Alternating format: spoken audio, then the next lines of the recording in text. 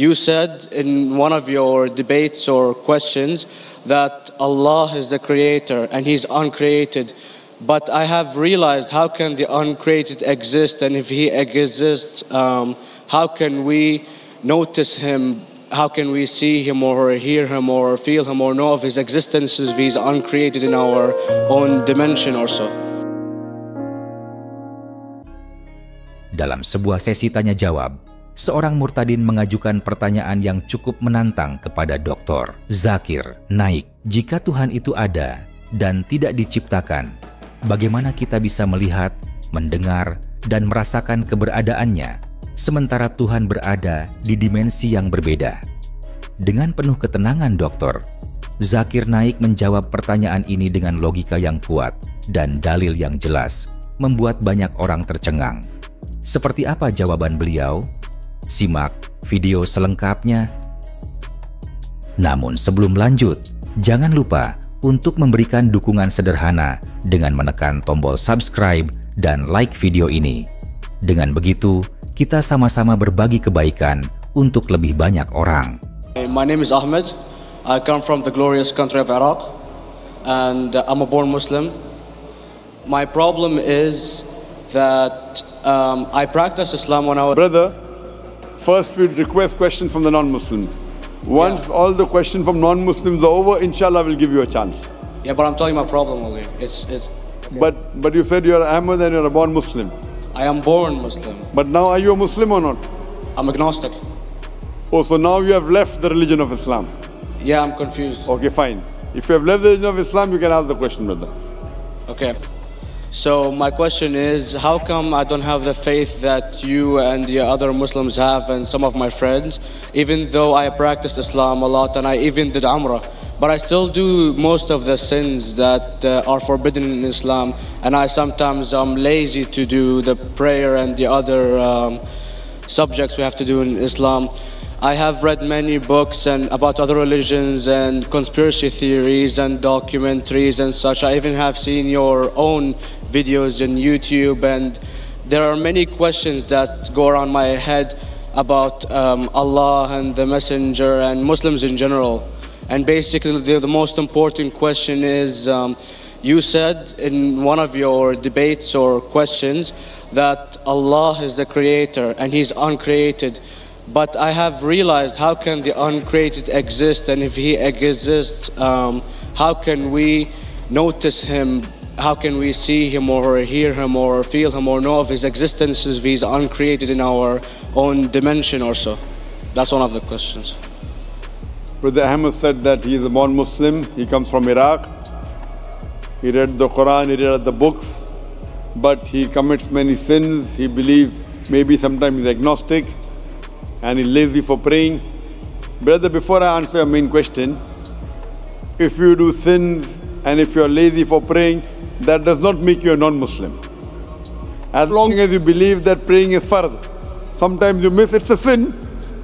It's a major sin that you sometimes don't pray, but that doesn't make you a non-Muslim. If you say praying is not required, then you're doing kufr.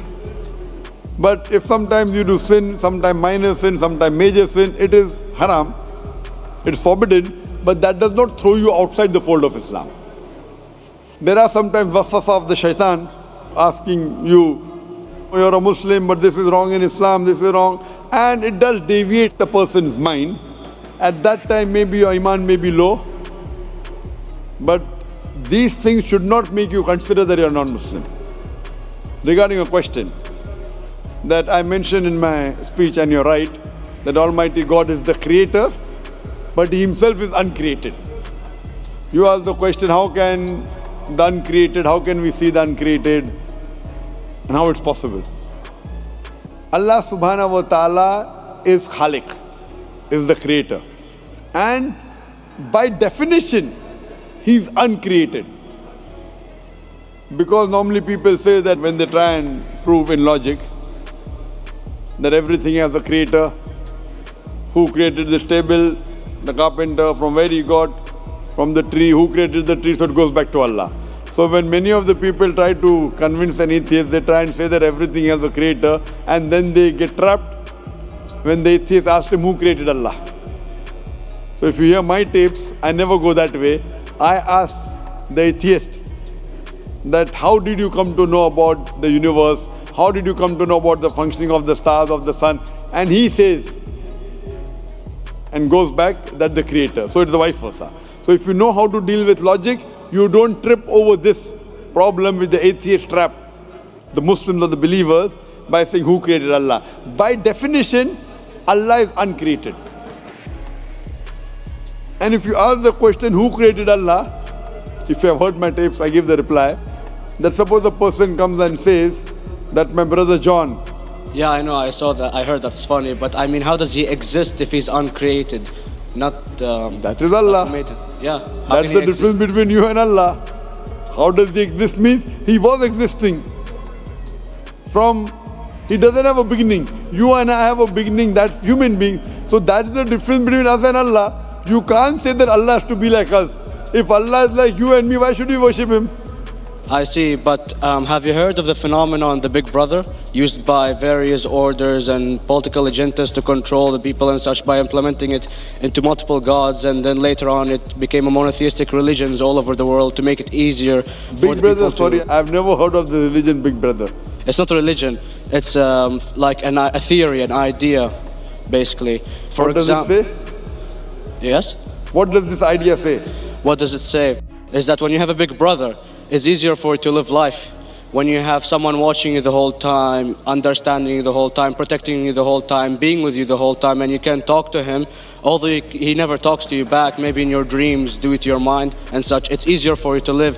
While a human who does not have a big brother and is not easily controlled into doing so and is having complete freedom is a danger for the major ruling powers and such. What does this say? I don't understand. Big brother may be the big brother may not be the... What does it have to do with Islam and God? What does it have to do? Because basically Allah is watching you the whole time. So you want to say that Allah is like a big brother? Indeed, you use Him for your protection so you won't be scared. You know what I mean? See, this is the hypothesis. Hypothesis. If you have heard, how do I convince an atheist? If you have heard my answer, that you said that you're agnostic, you're atheist. Yeah. So first thing I do to an atheist is I congratulate him. What? I congratulate him. Have you heard my answer of atheist? Yeah, you congratulate them and stuff. But I haven't seen your debates with the atheist. I just saw your answers on some questions. Fine, so you haven't seen the answer of atheist? No, but I've seen your debate with David William Campbell. And David William Campbell is not an atheist. Yeah, yeah. Now when an atheist tells me he does not believe in God like your theory of Big Brother, yeah, and if you believe in that theory, I will ask you, first thing I do to the atheist, I congratulate him. You know why? Yeah, because they think and they don't follow what their parent does and such stuff like that. No. I congratulate him because he is not doing blind belief. The other people are doing blind belief. He is a Christian because father is a Christian. He is a Hindu because father is a Hindu. Most of the Muslims are Muslim because father is a Muslim. He is thinking. He says there is no God. He has said the first part of the Islamic Shahada, La ilaha. The reason I congratulate him is because he has said the first part of the Islamic Shahada, Islamic Creed, La ilaha. The only thing I have to do is illallah, which I shall do inshallah. So if you have heard my answer, an atheist becomes an atheist because he believes in science, he believes in logic. Or I ask him that if an equipment is bought in front of him, which no one in the world has ever seen, and if the question is asked that who will be the first person who will be able to tell you the mechanism of this new equipment, what is the answer? Of course, he's going to tell you the producer or the maker of this equipment. Creator, producer, maker. So when we ask him questions that how did this universe come into existence, he will talk about the Big Bang. This what we're going to talk is already mentioned in the Quran 1400 years ago in Surah Anbiya chapter number 21 verse number 30. Avalam yaral lazina kafaru anna samawati wal arda kanat ratkum fataknahuma. Do not the unbelievers see that the heavens and the earth were joined together and we clove them asunder. This what you came to know 50 years back is mentioned in the Quran 1400 years ago. Who could have mentioned that?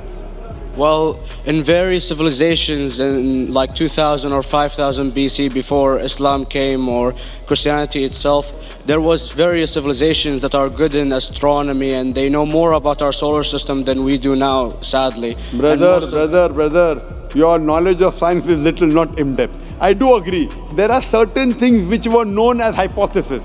For example, we came to know, we were proved that the earth was spherical in 1577. I know that in 6th century BC, there were Pythagoras who believed that the earth was spherical. But the same Pythagoras who believed the earth was spherical also believed that the earth was the center of the universe, which is wrong. You show me one civilization which believes 100% what the Quran has mentioned. I challenge you. What you say, so do you mean to say there was a person who said, okay, this civilization, out of 100 things, these 2 things are right. Out of 100 things, these 5 things are right. Out of this 100, and picked and chose. Who can do that? No one besides the Creator.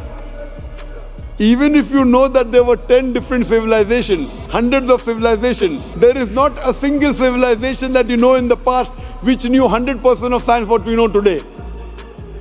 So where is your logic? Where is your theory? I do know that certain things were hypotheses which were proved later on, but there is not a single civilization which knows everything what is mentioned in the Quran. So the answer goes back to the original question, who could have collected this in the Quran? Someone 1400 years back, could he do and say, okay, out of these 100 things, these 3 are right, out of these 100 things, these 2 are right, out of this, it's not possible. Mathematically, it's not possible. Well, you never gave the idea of extraterrestrials or so. I mean, knowledge is power, and... Brother, I'm asking you a simple question. We are not come here to have a debate. Yeah. I'm asking you a question. Point out a single civilization, you're asking something else.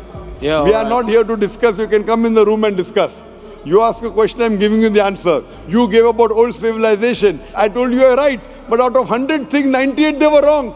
So I'm asking you, who could have mentioned this in the Quran? You're talking something else now.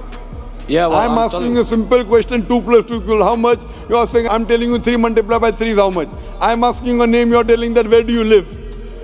You know, I'm asking a simple question, name me a single civilization which has everything what was mentioned in the Quran. Do you know of any or not? Yes or no?